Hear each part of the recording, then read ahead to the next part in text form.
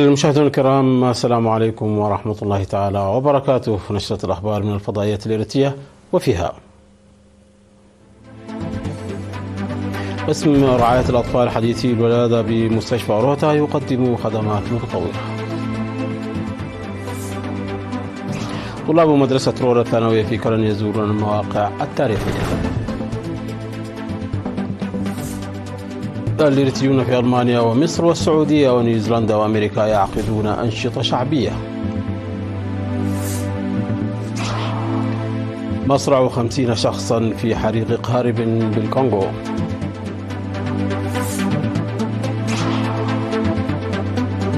أمريكا تبدأ سحب قواتها من ريف دير الزور شرقي سوريا. وغروسي يرى إيران غير بعيدة عن تطوير قنبلة نووية. أهلا بكم مشاهدينا. أفادت مديرة قسم الأطفال بمستشفى روتا البروفيسورة تغريدة قبرهيوت أن قسم رعاية الأطفال حديثي الولادة بمستشفى روتا يقدم خدمات جديرة بالثناء بفضل المعدات والأدوات الطبية الحديثة التي تم تجهيز القسم بها. وأوضحت أن القسم يساهم في خفض الوفيات لدى الأطفال حديثي الولادة إلى جانب الخدمات المتطورة التي تقدم للحفاظ على صحة المواليد، وأن مركز الرعاية تم تجهيزه بدعم برنامج أركميد الألماني وتعاون شركة سجن للبناء.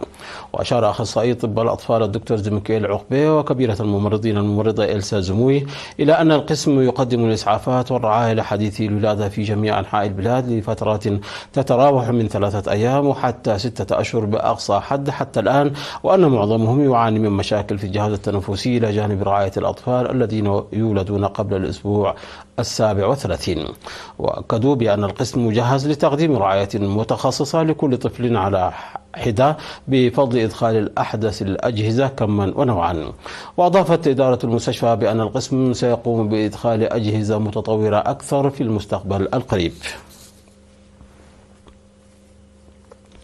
قام طلاب مدرسة رورا الثانوية في كرن بزيارة المواقع التاريخية والمباني ذات الأهمية السياحية في 16 من أبريل الجاري. وقد وجهت في المناسبة دعوة لتنظيم زيارات للطلاب لزيارة الأماكن التاريخية لما لها من دور في العملية التعليمية. وزار الطلاب دفاعات قلحاس التاريخية التي شهدت معارك انتهاء الحرب العالمية ومقابر الجنود الإنجليز والطليان والمباني التاريخية في مدينة كرن، حيث أكد مسؤول الدراسات ومتابعة الموارد السياحية في إقليم عنسب السيد في الساهبتي على أهمية الزيارة وأن تقوم بها المؤسسات الأخرى. وذكر بتعزيز دور إدارات الضواحي والمجتمع عامة لوقف التدمير الذي تشهده الآثار لعدم المعرفة والإهمال، والعمل لتسوير الأماكن الأثرية التي تتضرر بالسيول والمواشي.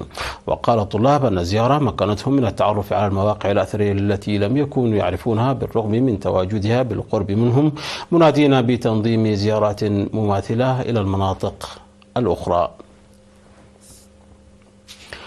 قام الإريتريون في فرانكفورت ونورنبيرغ الألمانية والقاهرة المصرية وجدة السعودية وأوكلاند النيوزيلندية ولانكاستر وساندياغو الأمريكية بمختلف النشاطات الشعبية. فقد عقدت اللجنة الوطنية للإريتريين في ألمانيا مؤتمرها الرابع في فرانكفورت في 5 من أبريل الجاري بحضور ممثلين عن 26 مدينة. وقال القائم بأعمال السفارة الإريترية في ألمانيا السيد يوهانس والدو في المؤتمر أن التنظيمات التي عززت تأطيراتها تقوم بمختلف الأنشطة الوطنية، مشيدا ببرامج اللجنة الوطنية في تنسيق أنشطتها. وقال رئيس اللجنة الوطنية في ألمانيا يوهانس مابراهتو بعد تقديم تقرير العامين أن العمل جار لتعزيز الهيكل التنظيمي وتقوية التنظيمات. وفي سمينار عام عقد في نورمنبرغ وفي 13 من أبريل، أوضح قنصل إريتريا العام في فرانكفورت السيد كبراب تخستي أنه هو في الوقت الذي انتقل فيه الشعب الإريتري لمرحلة بناء وتنمية الوطن بالحفاظ على الوئام والوحدة والسلام وضمان سيادته، عليه اليقظة لمتابعة الحملات العدائية التي تجرى لتغيير وجهته وإحباطها.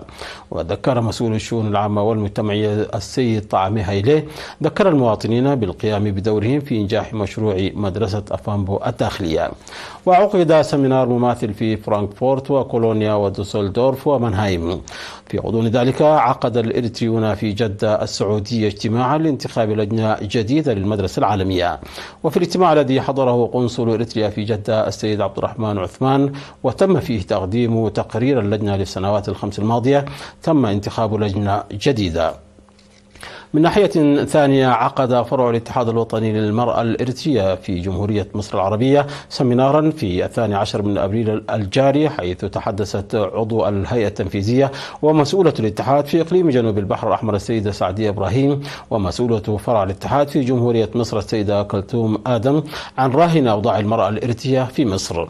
حضر السمينار القائم بأعمال السفارة الإريترية في جمهورية مصر السيد أمان عبد الواسع. وفي نشاط آخر، قدمت الجالية الإريترية في أوكلاند بنيوزيلندا عروضا في المهرجان الثقافي الدولي المنظم في 6 من أبريل. وقال رئيس الجالية السيد هبتة ميكائيل أبراهام أن المحتوى سلط الضوء على الجالية وارتباطها ببلادها. كما عقد الإريتريون المقيمون في الولايات المتحدة مؤتمرا إقليميا للجنة الوطنية الفرعية في لانكستر فيلادلفيا، فيما عقد المجلس الوطني للإريتريين الأمريكيين في الجنوب الغربي مؤتمره الثاني عشر في سان دييغو بكاليفورنيا. ودعا القائم بأعمال السفارة الإريترية في الولايات المتحدة السيد برهاني قبرهيوت الأعضاء وخاصة الشباب إلى تعزيز التنظيم والتركيز على نقل القيم ومواجهة التحديات في كل المراحل. التقى رئيس الاتحاد الوطني لشباب وطلبة إريتريا السيد صالح أحمد الدين بتنظيمات الشباب العامل في 12 من أبريل الجاري لمناقشة دور الشباب وبرامج التصدي المتكامل.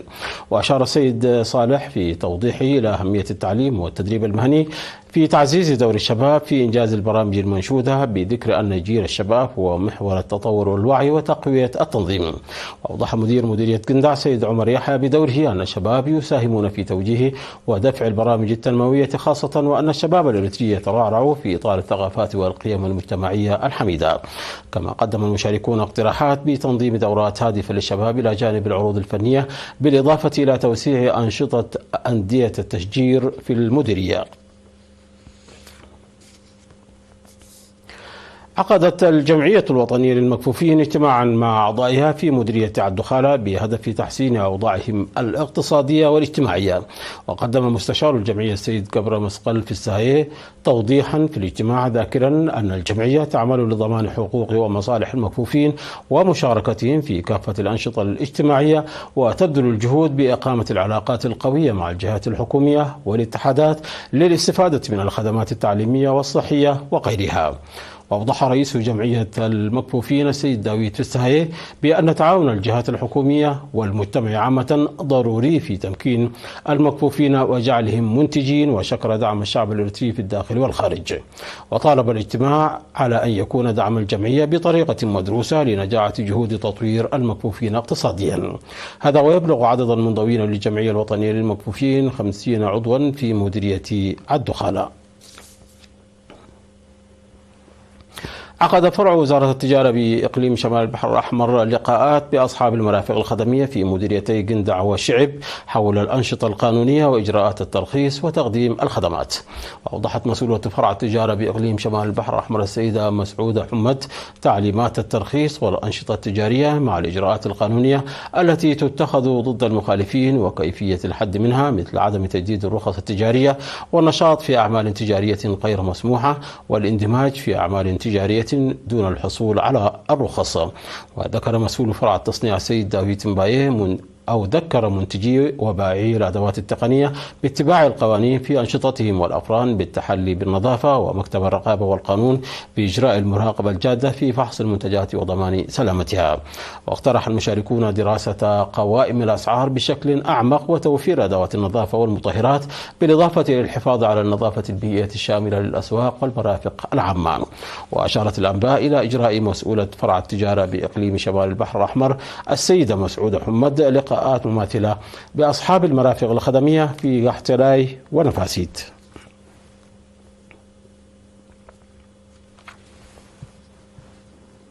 مشاهدينا، نشرتنا تتواصل من الفضائية الإريترية، ولكن بعد فاصل قصير فابقوا معنا.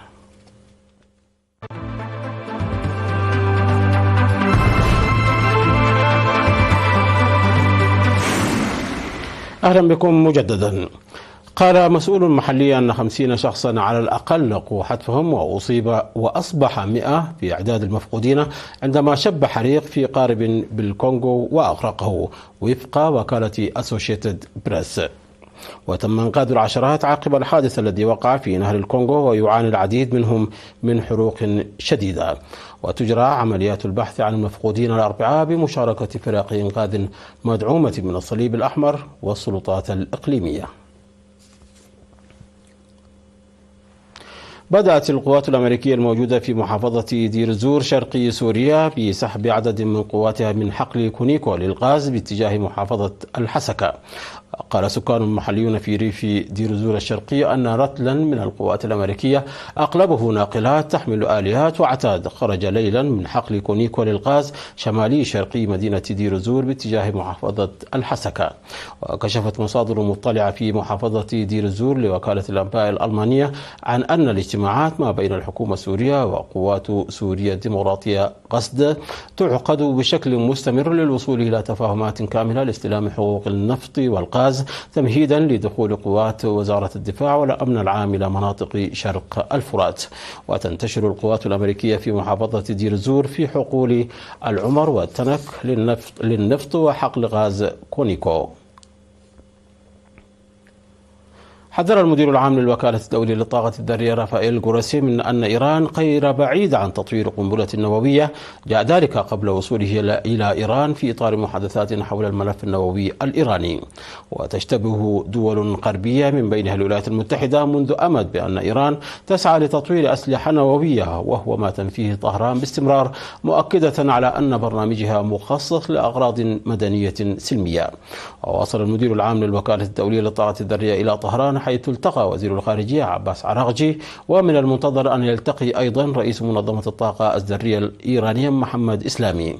وتأتي هذه الزيارة قبل جولة ثانية من المحادثات بين إيران والولايات المتحدة السبت بعد أسبوع من عقد البلدين أرفع محادثات بينهما منذ الانسحاب الأمريكي من الاتفاق النووي في العام 2018. رصد فريق بحثي دولي علامات واضحة تشير إلى وجود حياة على الكوكب الخارجي الذي يبعد حوالي 124 سنة ضوئية عن الأرض. وباستخدام تلسكوب جيمس ويب المتطور تمكن الباحثون من جامعة كامبريدج من التعرف على جزيئات عضوية معقدة في الغلاف الجوي للكوكب، وهي جزيئات لا تتشكل إلا من خلال العمليات البيولوجية حسب المعرفة العلمية الحالية. ومن أبرز هذه الجزيئات مركب ثنائي ميثيل الكبريتيد الذي تنتجه الكائنات الحية الدقيقة في محيطات الأرض. ويمتلك هذا الكوكب الذي يفوق حجم الأرض ب2.5 محيطا شاسعا يغطي سطحه بالكامل وغلافا جويا غنيا بالهيدروجين، ما يجعله نموذجيا لما يسمى بالكواكب التي تعتبر من أفضل المرشحين لاستضافة حياة خارج نظامنا الشمسي. مشاهدينا، قبل الختام إليكم تذكير بأهم ما جاء في هذه النشرة من أنباء. قسم رعاية الأطفال حديثي الولادة بمستشفى أوروتا يقدم خدمات متميزة. طلاب مدرسة رور الثانوية في كرن يزورون المواقع التاريخية.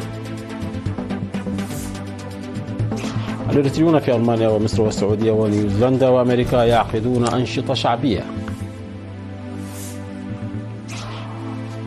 مصرع 50 شخصا في حريق قارب بالكونغو.